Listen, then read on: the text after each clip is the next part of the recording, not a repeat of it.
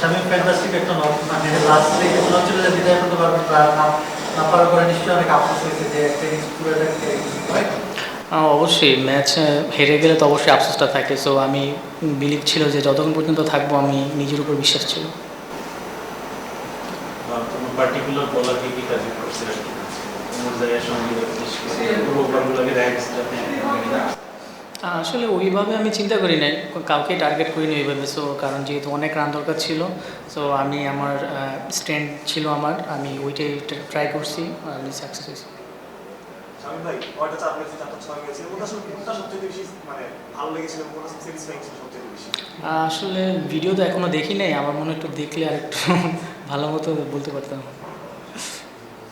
Shamim opponent থেকে একটু backup পাইলে ব্যাটিংয়ে মানে ম্যাচটাকে বের করা যেত। হ্যাঁ অবশ্যই, যদি কেউ একটু সাপোর্ট করতো ইজিলি, আমার মনে করি উইকেট অনেক ভালো ছিল, ইজিলি ম্যাচটা বের হয়ে যেত। একটা অলমোস্ট দরকার আপনার ব্যাট লেগে গেছে ওটা রান হয়নি। আর লাস্ট বলের আগে চিন্তা ভাবনাটা কি ছিল? আমি একটা ডেডলি বল ছিল, মানে আপনি মানে ব্লক করে ফেলছেন, ওই সময় কি চিন্তা ভাবনা? চিন্তা তো ছিল অবশ্যই বাউন্ডারি মারা, কারণ তখন ওই সময়টা বাউন্ডারি মারতে হবে, কারণ জিততে হলে চিন্তা একটাই যে বাউন্ডারি মারতে হবে, এটাই। বলটা দরকার আসার পর তখন কি মনে হয়েছিল খেলার পর?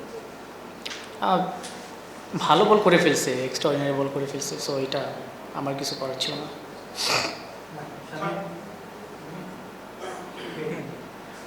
শামীম মানে আপনার উপর অনেক ট্রাস্ট, মানে আপনি যে জায়গায় ব্যাটিং করেন এখানে হোক বা ন্যাশনাল টিমে হোক, আপনি অনেক ইম্পর্টেন্ট একটা প্লেয়ার দলের জন্য। এটা ক্যাপ্টেনও বারবার বলছে যে আপনি, বা সবাই বলে যে আপনি অনেক ইম্পর্টেন্ট।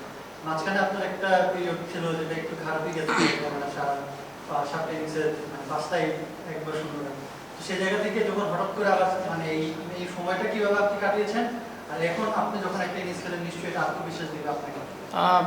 আপনি যেটা বললেন ন্যাশনাল টিমের কথা, সো এটা অবশ্যই ফার্স্টে আমি লিটন ভাইকে ধন্যবাদ দিব। সো উনি আমার উপর অনেক ট্রাস্ট রাখছে, কারণ তার আগে আমি ম্যাচ উইনিং নকও খেলেছি। So that's why. আর একটা প্লেয়ারের 2-3টা ম্যাচ খারাপ হতেই পারে, এটা আমি মনে করি এটা কোনো ব্যাপার না। আবার যদি একটু ব্যাকআপদের সাপোর্ট দেয়, ভালো সাপোর্ট দেয়, অবশ্যই ভালোভাবে কাম ব্যাক করা যায় ইজিলি।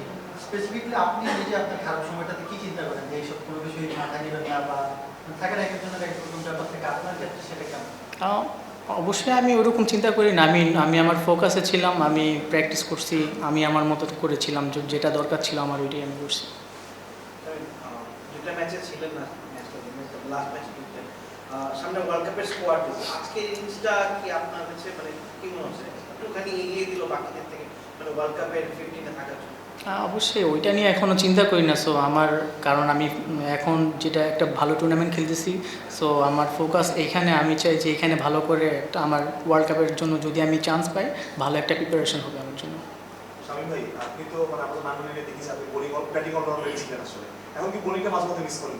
হ্যাঁ অবশ্যই, বোলিংয়ের জন্য ওয়েট করি, রেডি থাকি। ক্যাপ্টেন যদি মনে করে অবশ্যই বোলিং আসবো, আর আমাদের অনেক বোলিং অপশন অনেক বেশি, দ্যাটস ওয়াই আর কি বোলিং আসা হয় না। Thank you.